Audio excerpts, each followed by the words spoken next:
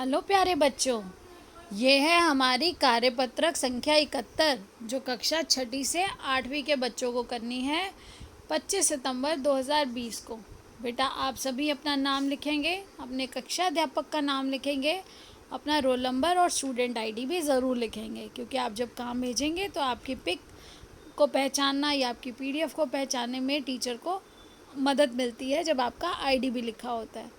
प्यारे बच्चों, विद्यालय खुले हैं, फिर भी महामारी के कारण आप नहीं जा पा रहे हैं। इसके बावजूद भी आप माता पिता शिक्षकों के सहयोग से किसी तरह अपनी पढ़ाई कर रहे हैं। पुस्तकें सबसे अच्छी दोस्त होती हैं, इससे आपकी पढ़ाई और मनोरंजन दोनों हो जाता है। अब लोगों ने इस बीमारी से लड़ना सीख लिया है और कामकाज सामान्य होने की तरफ बढ़ रहा है।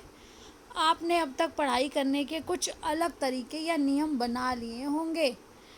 आइए उसी पर बात करते हैं। सबसे पहले आप 5 मिनट आंख बंद करें। अपनी ज़रूरत और सुविधा के अनुसार पढ़ाई के लिए एक टाइम टेबल सोचें, फिर उसे लिखकर अपने पढ़ने वाली जगह के सामने दीवार पर लगाएं। आइए रोचक और सही ढंग से पढ़ाई के लिए कुछ और बातचीत करें। तो देखिए बेटा, आज हम आपकी पढ़ाई के बारे में बातचीत करेंगे। आज हम जानेंगे कि आप किस तरह से घर पे अपना पढ़ाई कर रहे हैं, आपने क्या शेड्यूल बनाया हुआ है, आप किस किस समय क्या काम कर रहे हैं, किस किस की मदद ले पाते हैं और किस की मदद कर भी पाते हैं। तो देखिए, सबसे पहले पढ़ाई में कौन कौन सहायता करते हैं। तो आपको यहाँ पर क्या लिखना है कि आपकी पढ़ाई करते हुए आपको कौन कौन मदद करता है। आपके बड़े भैया, छोटे भैया या आपकी बहन, आपके मम्मी पापा, अध्यापक, दोस्त। तो आप उनका यहाँ पर उनका नाम लिख देंगे। अब देखिए, इसके बाद है अपने घर की पढ़ाई की जगह का। आप अपने घर में अपनी पढ़ाई की जगह कहाँ मतलब कौन सी जगह पढ़ते हैं। आप अपने घर में आपकी पढ़ाई की जगह कहाँ है, इसका चुनाव करते समय आप किन किन बातों का ध्यान रखते हैं, लिखिए। तो बेटा, आप पढ़ाई करते समय कौन कौन सी बातों का ध्यान रखते हैं, ये आपको बताना है। तो देखिए, पढ़ाई की जगह का चुनाव करते समय निम्न बातों का ध्यान रखना चाहिए। जो मैं आपको कुछ सजेस्ट कर सकती हूँ वो मैं आपको सलाह दे रही हूँ, आपको सुझाव दे रही हूँ, आपको बता रही हूँ। बेटा, आसपास साफ़ सफाई होनी चाहिए। आप जिस जगह भी बैठे वो साफ़ होनी चाहिए। आसपास शांति रहे। आप ऐसे स्थान पर ना बैठे घर पे जहाँ सभी लोग कोई काम कर रहे होते हैं या सबका आना जाना वहीं से लगा रहता है। कोई आपको वहाँ परेशान ना करे। अगर आप वहाँ पे बैठेंगे जहाँ पर सब लोग हैं तो कुछ ना कुछ बात पे ध्यान आपका भी जाएगा या कोई आपसे कुछ पूछेगा। तो एकांत में बैठें, इसको कहते हैं शांति और एकांत, अकेले। एकांत में यानी कि अकेले बैठकर पढ़ेंगे तो आपका ध्यान अपनी पढ़ाई की ओर होगा, आसपास कौन क्या कर रहा है उस पर नहीं होगा। और इसलिए कौन सी ऐसी जगह, एकांत को दूसरा क्या कह सकते हैं कि कोई परेशान ना करे या बातें ना करे, तो आप एकांत में बैठें। उसके बाद अभी था कि आपकी पढ़ाई में मदद कौन कौन करता है। तो सभी की पढ़ाई में मदद, कोई मम्मी से पढ़ता है, कोई पापा से पढ़ता है, कोई बड़ी दीदी, बड़े भैया या अध्यापिका अथवा कोई दोस्त जिससे आप सहायता लेके पढ़ाई करते हैं, आप उनका नाम इसमें लिखेंगे। अब देखिए अगला प्रश्न क्या है। अगला प्रश्न है, आप विद्यालय नहीं जा रहे हैं, किस किस तरीके से आप अपनी पढ़ाई कर रहे हैं और इसे अपने शब्दों में लिखिए। जब आप विद्यालय नहीं जा रहे हैं तो आप कैसे अपनी पढ़ाई कर रहे हैं या आपके साथ कौन कौन पढ़ता है।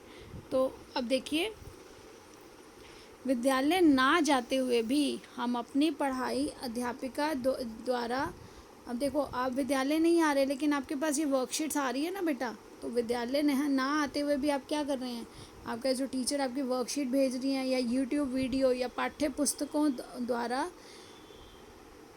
भेजे गए ऑडियो पाठ व अपने मित्रों के साथ फ़ोन पर विषयों पर चर्चा करते हैं और आप इससे पढ़ाई करते हैं। जो ज़्यादातर बच्चे कर रहे होंगे, जो मैं समझ पाई वो मैंने यहाँ लिखा। अगर किसी और तरीके से भी आप करते हैं तो आप वो भी यहाँ पर लिख सकते हैं। अब देखिए अगला प्रश्न है, आपके साथ कौन कौन पढ़ता है? तो आप यहाँ लिख सकते हैं कि कौन कौन आपके साथ पढ़ता है। आपका भाई बहन या आपका कोई मित्र अगर आपके साथ पढ़ता है तो आप यहाँ पर उनका नाम लिखेंगे।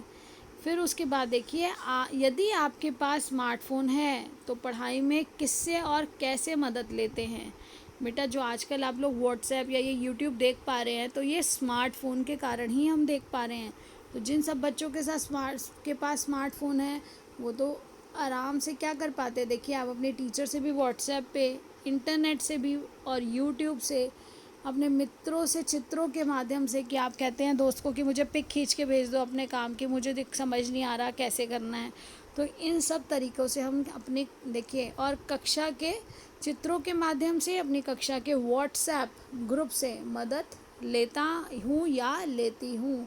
अगर लड़की हो, अगर आप छात्रा हैं तो लेती हूँ, अगर छात्र है तो लेता हूँ। अब देखिए इससे अगला प्रश्न है, यदि आपके पास स्मार्टफ़ोन नहीं, एक साधारण फ़ोन है, तो आप पढ़ाई में शिक्षक और अपने साथियों से किस प्रकार सहायता लेंगे? और दूसरा है, पढ़ाई के बीच में आप अपना मनोरंजन कैसे करते हैं? तो ये देखिए, जिन बच्चों के पास स्मार्टफ़ोन नहीं है वह साधारण फ़ोन द्वारा अपने मित्र व अध्यापक से वार्तालाप करते हैं। बेटा आप बातचीत करते हैं मैम को फ़ोन करके। अगर आपके पास स्मार्टफ़ोन नहीं है तो नॉर्मल वाले फ़ोन से ही हम एक दूसरे को फ़ोन करते हैं। मैम भी आपको फ़ोन करके बताती हैं जो कहना है, तो हम उनसे वार्तालाप अपने सभी कार्य पूछ कर लेते हैं। कुछ भी समझ ना आने पर भी शिक्षक वार्तालाप के माध्यम से ही या पाठ्य पुस्तक की सहायता से सभी विषयों पर चर्चा करते हैं और हर प्रश्न का हल भी देते हैं। अगर आप टीचर से फ़ोन करके पूछते हैं तो वो आपको बताते हैं कि पाठ्य पुस्तक जो आपकी एनसीईआरटी बुक है उसमें कहाँ पे कौन सा प्रश्न है, उसे कैसे करना है, आप उसे कैसे हल कर सकते हो, और वो अपनी पूरी कोशिश करके आपको समझाने की कोशिश करते हैं ताकि आप उसे प्रश्न को हल कर सकें। उसके बाद अगला है कि आप पढ़ाई के बीच में अपना मनोरंजन कैसे करते हैं?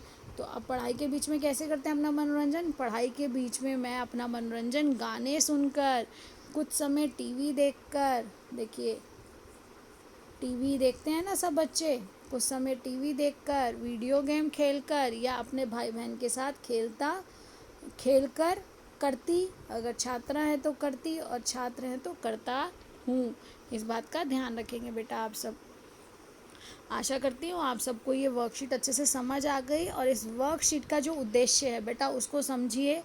अपनी पढ़ाई ऐसी जगह पर बैठकर करिए बेटा, जो नियम बनाइए, अपने पढ़ाई के नियम बनाइए, समय निश्चित करिए, एक समय पर बैठकर अपना पूरा काम ख़त्म करिए। तभी आप बेटा बीच बीच में मनोरंजन के साधन में इतने मग्न मत हो जाइए। अपना समय बांधिए, जब मैंने 15 मिनट या आधा घंटा देखना है तो आधा घंटा देखकर वापस अपने काम को पूरा करिए।